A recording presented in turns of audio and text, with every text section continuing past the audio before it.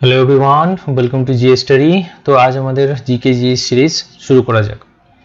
First question বলেছে নিম্নলিখিত কোনটি একটি মাংসাশী উদ্ভিদ। আচ্ছা, কার্নিভোরাস প্ল্যান্ট যেগুলো হয়, যারা অ্যাকচুয়ালি মাংসাশী ইন দ্য সেন্স এটা ভাবে না যে মানুষ খায়, সেটা না, বা পশু পাখি খায় সেটা না, ও কীট পতঙ্গ খায়। ঠিক আছে, তো মাংসাশী ইন দ্য সেন্স কার্নিভোরাস প্ল্যান্টের কথা হচ্ছে। এখানে তোমাকে উদাহরণ দিয়ে দিয়েছে, এদের মধ্যে কোনটা কার্নিভোরাস প্ল্যান্ট। ঠিক আছে, তো উদাহরণগুলোর মধ্যে আছে, প্রথমে বলেছে ক্লার্কিয়া, তারপর আছে ড্রোসেরা, তারপর আছে হলিহক, তারপর আছে কি আলিসাম। তো সঠিক অ্যান্সার কি হবে? সঠিক অ্যান্সার হবে ড্রোসেরা। ড্রোসেরা উদ্ভিদটি কি একটি কার্নিভরাস প্ল্যান্ট। আর আরও কয়েকটা আমি এক্সাম্পল দিয়ে দিচ্ছি। ডিও, NAEA, ডিওনিয়া। তারপর আরেকটা হয় তোমার, এগুলো জাস্ট উদাহরণ আমি দিয়ে দিচ্ছি, কারণ অনেক সময় দেখা গেল এই নামটা না দিয়ে অন্য নামও দিতে পারে, তাই তো, তাই এই নামগুলো একটু দিয়ে দিচ্ছি। ইউট্রি কিউলেরিয়া। ঠিক আছে, তো এই উদ্ভিদগুলো হচ্ছে তোমার কি কার্নিভোরাস প্ল্যান্টের উদাহরণ। অনেক সময় জিজ্ঞাসা করে নিতে পারে। তো এবার বলেছে যে মুঘল দরবারে ক্রনিকলস কোন ভাষায় লেখা হয়। মুঘল দরবারে যে ক্রনিকলস লেখা হতো, যে এরপরে বা যেগুলো জিনিস হয় ক্রনিকলস বুঝোই তোমরা, তো সেটা কোন ভাষায় লেখা হয়। এখানে অপশন দিয়েছে আরবিক, পার্সিয়ান, তুর্কি, না তোমার উর্দু। তো যে ভাষাটা ইউজ করা হতো বিশেষ করে মুঘল কোর্টে, সেটা হচ্ছে কি পার্সিয়ান ভাষা। ঠিক আছে, আচ্ছা, ফরেন উদাহরণ আমিও দিয়ে দিই একটা। যেমন তোমার আকবর নামা যেটা লেখা আছে সেটা পার্সিয়ান ভাষায় লেখা আছে। ঠিক আছে, বাবার নামা যেটা আছে সেটা কি টার্কিশে লেখা ছিল, সেখান থেকে কি করা হলো, টার্কিশ থেকে সেটাকে আবার পার্সিয়ানে তোমার ট্রান্সলেটও করা হয়েছে। ঠিক আছে, তো ওই কারণের জন্য আমরা দেখি যে মুঘল কোর্টে ক্রনিকলসে বিশেষ করে যে পার্সিয়ান এই ল্যাঙ্গুয়েজটাই খুবই ইউজ করা হয়। ওকে, তারপর বলেছে সংসদে প্রথমবার প্রতিষ্ঠিত অ্যাক্ট অনুযায়ী প্রতিষ্ঠিত সরকারের বরাবরের বেতন বা ভাতা বিধান কোন সালে সংশোধনে অধিনিয়মিত হয়েছিল। আচ্ছা, এখানে বলেছে দেখো যে সংশোধনে অপোজিশন লিডার, আচ্ছা অপোজিশন যে লিডার থাকেন, আচ্ছা ফার্স্ট থিং দেখো যে অপোজিশন লিডারের কথা বলেছে। অপোজিশন লিডার কে হন সংসদে একটা বা পার্লামেন্টে? যে দলের 1/10, ঠিক আছে, 10 ভাগের 1 ভাগ যদি তার সিট থাকে, তাহলেই তাকে কি বলা হবে, অপোজিশন লিডার বলা হবে, মানে অপোজিশন পার্টি বলা হবে। এবার ওই অপোজিশন পার্টি যিনি লিডার হবেন তিনি অপোজিশন লিডার। ঠিক আছে, তো এতটুকুটা ফার্স্টে ক্লিয়ার রাখো যে 1/10 তোমাকে সিট হতে হবে পার্লামেন্টে।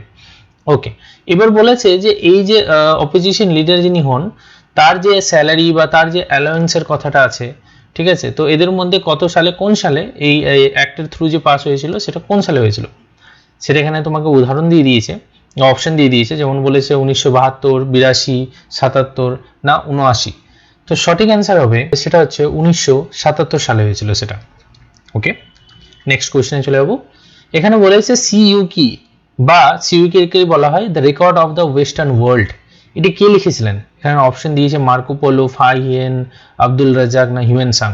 তো সিইউ কি লিখেছিলেন হিউয়েন সাং। এখানে এক্সট্রা ইনফরমেশন এটাই যে সিইউ কি কার সময়, হিউয়েন সাং কার সময় ভারতে এসেছিলেন? তিনি এসেছিলেন হর্ষবর্ধনের সময়।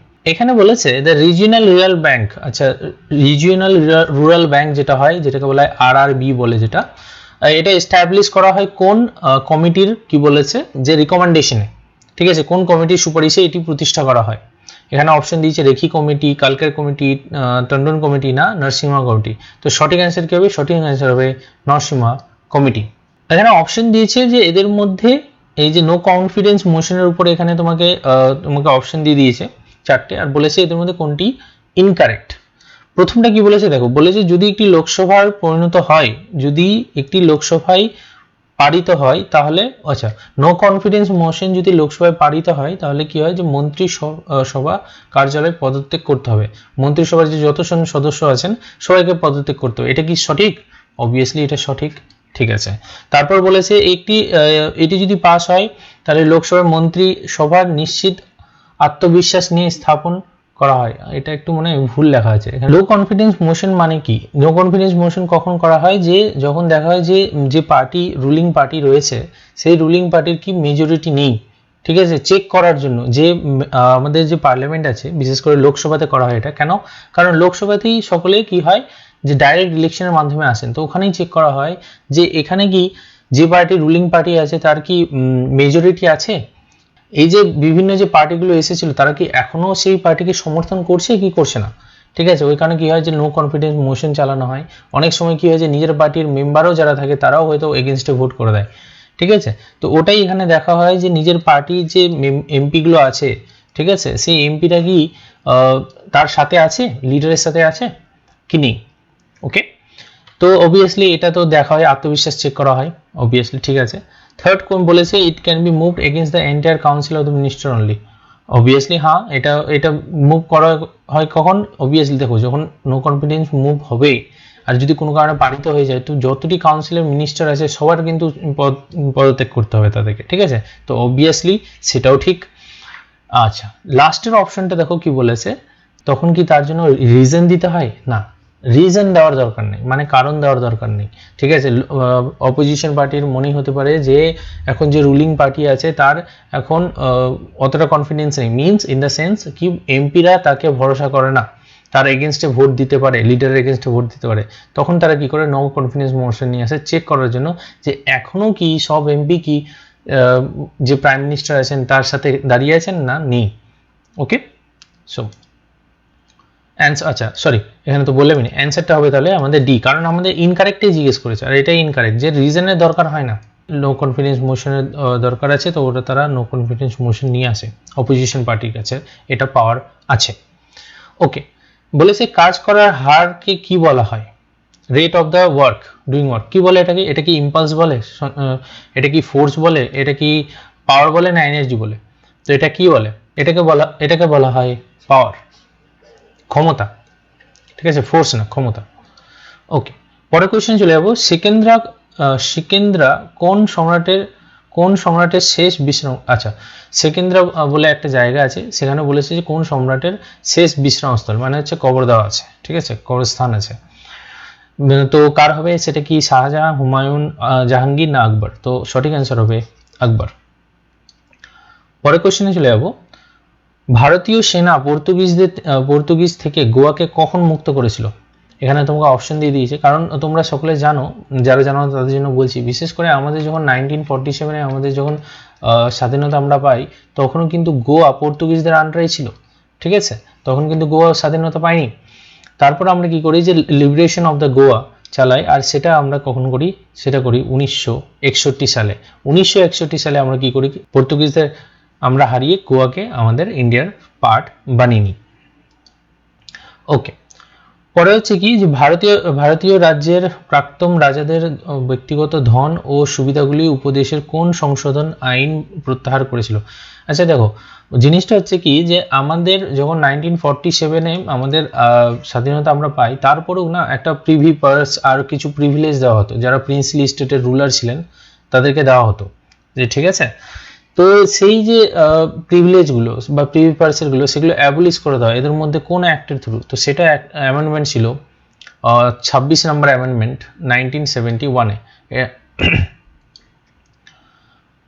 ওকে, তারপর বলেছে North East Canyon, Grand Canyon, আচ্ছা নর্থ ইস্ট ক্যানিয়ন আর Seamount Marine National Monument, এটা কোথায় অবস্থিত, এটা অবস্থিত তোমার কি হবে, এটা কি আটলান্টিক ওশান হবে, রেড সি হবে, আর্কটিক ওশান হবে না অ্যারাবিয়ান সি, এটা হবে আটলান্টিক ওশানে, ঠিক আছে। তারপর বলেছে মিনিকয় দ্বীপের জনপ্রিয় লোক নৃত্য কোনটি, এখানে তোমাকে অপশন দিয়ে দিয়েছে, অপশন হচ্ছে আলুয়া টুটু, তারপর হচ্ছে মহাশাই, তারপর লাভা, তারপর হচ্ছে তোমার লেশালা পতু। তো আমাদের সঠিক অ্যান্সার কি হবে, আমাকে বলেছে মিনিকয় আইল্যান্ডের ফোক ডান্স, ঠিক আছে, জনপ্রিয় লোক নৃত্য যেটা, তো সেটা হবে লাভা ডান্স, সেটা হবে কি মিনিকয় হবে লাভা ডান্স। আর এই যে যেগুলো বাকিগুলো আছে আলায়া টুটু, মহাশাই বা লেশালাপতু, এগুলো সব হচ্ছে না নাগাল্যান্ডের। তো অবভিয়াসলি তোমাদের এগুলো জানতে হবে, ঠিক আছে, এগুলো তোমাদের জানতে হবে। আমি অলরেডি একটা মনে হয় দুটো রিলস হয়তো আপলোড করেছি এটার উপরে, লোকাল ডান্সের উপর, ফোক ডান্সের উপর একটা রিলস আপলোড করা আছে, ওখানে প্রতিটা স্টেটের যেগুলো ফেমাস ডান্সেস আছে সেগুলো আমি দিয়ে দিয়েছি, তো প্লিজ গো অ্যান্ড ওয়াচ, পারলে আমি লিঙ্কটাও না হয় দিয়ে দেবো ডিসক্রিপশনে। বলেছে রাজ্যসভার চেয়ারম্যান কে, রাজ্যসভার চেয়ারম্যান কে, প্রথম অপশন দিয়েছে লোকসভার স্পিকার কি রাজ্যসভার চেয়ারম্যান, অবভিয়াসলি লোকসভার স্পিকার কেন রাজ্যসভার চেয়ারম্যান হবে? তো হবেন না। ভারতের রাষ্ট্রপতি কি রাজ্যসভার চেয়ারম্যান? না, ভারতের রাষ্ট্রপতি চেয়ারম্যান হন না। প্রাইম মিনিস্টার অবভিয়াসলি না, তাহলে একটাই বেঁচে থাকছে, সেটা কি? Vice president. আচ্ছা, একটা জিনিস বলে রাখি যে কি হয় যে ভাইস প্রেসিডেন্ট যিনি হন না, তিনি অটোমেটিক কি হন যে রাজ্যসভার চেয়ারম্যান হয়ে যান, ঠিক আছে। লোকসভার স্পিকারের ক্ষেত্রে কি হয় যে যারা মেম্বার থাকেন তাদের মধ্যে থেকে একটা কি হয়, ভোটিং এর থ্রু হয়। কিন্তু ভাইস প্রেসিডেন্টের ক্ষেত্রে যিনি ভাইস প্রেসিডেন্ট হবে তিনি ডাইরেক্ট রাজ্যসভার চেয়ারম্যান হয়ে যান। তো এটা একটু ডিফারেন্স আছে, একটু জেনে রাখি। বলেছে প্রথম ভারতীয় উপগ্রহ যে আর্যভট্টটা পাঠানো হয়েছিল 19 এপ্রিল, সেটা কত সালে পাঠানো হয়েছিল? তো সঠিক অ্যান্সার হবে 1975। ওকে, আচ্ছা এটা আবার দেখছি 15, এটা 16 নম্বর কোশ্চেন। ওকে, এটা 16 নম্বর কোশ্চেন। বলেছে যে রাজ্য আইনসভার উচ্চ কক্ষকে কি বলা হয়? আচ্ছা, এখানে একটা ভালো ইম্পর্টেন্ট কোশ্চেন এটা। দেখো, স্টেট লেজিসলেটিভ যেগুলো স্টেট লেজিসলেচার যেটা হয় সেখানে দুটো থাকে, একটা কি হয় বিধানসভা, একটা বিধান পরিষদ, তাই তো? আমরা জানি একটা হয় বিধানসভা, একটা হয় বিধান পরিষদ। এবার আমাকে বলেছে উচ্চ কক্ষটা কোনটা হবে? সেটা হবে বিধান পরিষদ, ঠিক আছে। উচ্চকক্ষটা বিধান পরিষদ। এখন কোশ্চেন হচ্ছে ওয়েস্ট বেঙ্গলে কি আমাদের উচ্চকক্ষ আছে, মানে আমাদের কি বিধান পরিষদ আছে? তো ওয়েস্ট বেঙ্গলে আমাদের বিধান পরিষদ নেই, আমাদের শুধু বিধান সভা আছে, এটা মনে রাখবে। পরে কোশ্চেন, ভারতের নিম্নলিখিত প্রতিষ্ঠানগুলির মধ্যে কোনটি কেন্দ্র ও রাজ্যগুলির মধ্যে কর রাজস্ব বন্টনের প্রধান উপদেষ্টা সংস্থা? কি হবে? অপশন দিয়েছে planning commission, finance commission, Lok Sabha না রাজ্যসভা। অবভিয়াসলি বুঝতেই পারছো যখন এগুলোর ব্যাপার হবে, কেন্দ্র আর রাজ্যের মধ্যে রাজস্ব বন্টনের ব্যাপার হবে, তো এখানে লোকসভা আর রাজ্যসভার কোনো কাজ নেই, ঠিক আছে। লোকসভা রাজ্যসভার কাজ কি? নিয়ম কানুন বানানো, ঠিক আছে, ল বানানো। এখন এরা তো আর এই বন্টন থাকবে না, ঠিক আছে। তাহলে হয় প্ল্যানিং কমিশন হবে, না ফাইন্যান্স কমিশন হবে। এবার তোমরা যারা একটু পলিটিক্স পড়েছো তারা জানো যে প্ল্যানিং কমিশন অলরেডি এবলিশ করে দেওয়া হয়েছে, তো প্ল্যানিং কমিশন হবে না। তো একটাই অপশন বেশি আছে, সেটা হচ্ছে ফিনান্স কমিশন। এখানে বলেছে the Indian standard time corresponding to. আচ্ছা দেখো, ভারতের যে সময় মান সময় যেটা হয় সেটা এই যে লঙ্গিটিউড হিসাবে কত ডিগ্রি ইস্টে পড়ে। দেখো, এটা পৃথিবী যদি হয় তো এটাকে বলা হয় লঙ্গিটিউড, এই যে এইভাবে যেগুলো রেখাগুলো থাকে, আর এটা হচ্ছে তোমার ল্যাটিটিউড, ঠিক আছে। তো আমাদের বলেছে লঙ্গিটিউড। ওকে, লঙ্গিটিউডের হারের মানটা হবে তোমার কত?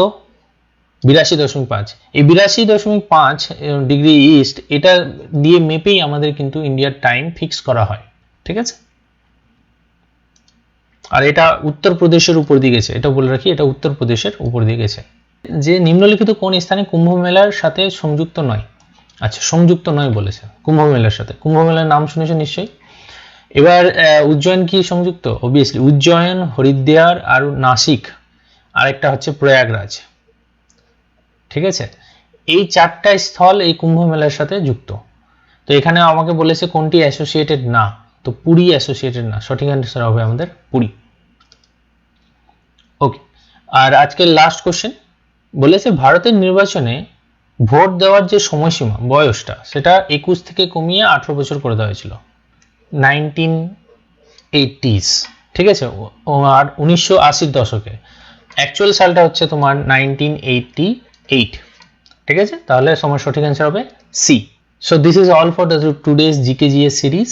তো হোপ তোমাদের ভালো লাগলো, খারাপ লাগলো, যেটা লেগেছে অবভিয়াসলি কমেন্টে জানাবে। আর লাইক শেয়ার কমেন্ট যেন অবভিয়াসলি হয়, সাবস্ক্রাইব করবে, আর অবভিয়াসলি নিজেদের বন্ধুদের সাথে একটু শেয়ার করবে।